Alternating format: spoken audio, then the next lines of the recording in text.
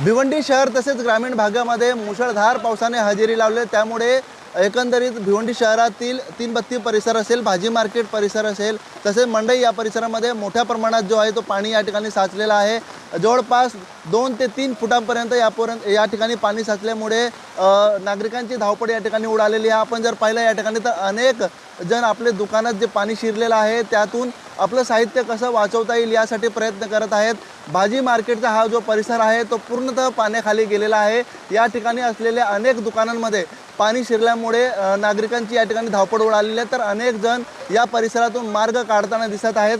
आपण बघू शकतो की आपले साहित्य वाचवण्यासाठी अनेक जण या ठिकाणी धडपड करत असताना दिसून येतोय, परंतु या परिसरामध्ये मोठ्या प्रमाणात जो आहे तो पाणी शिरलेला आहे।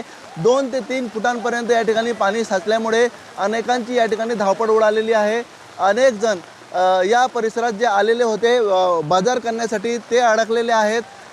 आता कुठेतरी ते या ठिकाणी आपला मार्ग जो आहे तो याच पाण्यातून काढताना या ठिकाणी दिसत आहेत। एकंदरीत आपण जर पाहिलं तर अनेक दुकानांमध्ये या ठिकाणी पाहिलं तर पाणी शिरलेलं आहे आणि याच पाण्यामध्ये ते आपले व्यवसाय देखील या ठिकाणी करताना परंतु पावसाचा जोर जर या ठिकाणी कायम राहिला तर ही परिस्थिती अजूनही बिकट होण्याची शक्यता आहे।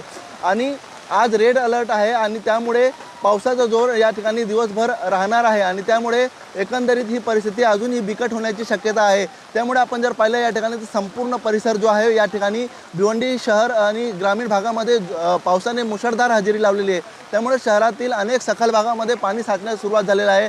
भिवंडी शहरातील हा तीनबत्ती भाजी मार्केट आणि मंडईचा हा जो परिसर आहे त्या परिसरात मोठ्या प्रमाणात जो आहे तो पाणी साचलेला आहे आणि अनेक दुकानं आपण बघू शकतो की या बाजूला अनेक दुकानदार जे आहेत ते दुकानं बंद करून या ठिकाणी निघून गेलेले आहेत आणि जे दुकानदार या ठिकाणी आहेत ते आता आपले साहित्य कसे वाचवता येईल यासाठी धडपड करताना दिसत आहेत। पाण्याचा जोर या ठिकाणी जर असाच कायम राहिला तर परिस्थिती अजूनही या ठिकाणी बिकट होण्याची शक्यता आहे। महानगरपालिका प्रशासन या ठिकाणी सतर्कतेच्या दृष्टिकोनातून या ठिकाणी नजर जे आहे ते या ठिकाणी ठेवून आहे, परंतु आपण जर पाहिलं तर नाले सफाई कुठेतरी या ठिकाणी फोल ठरलेली आहे असा देखील दावा करण्यात येत आहे। अनिल वर्मा, एबीपी माझा, भिवंडी।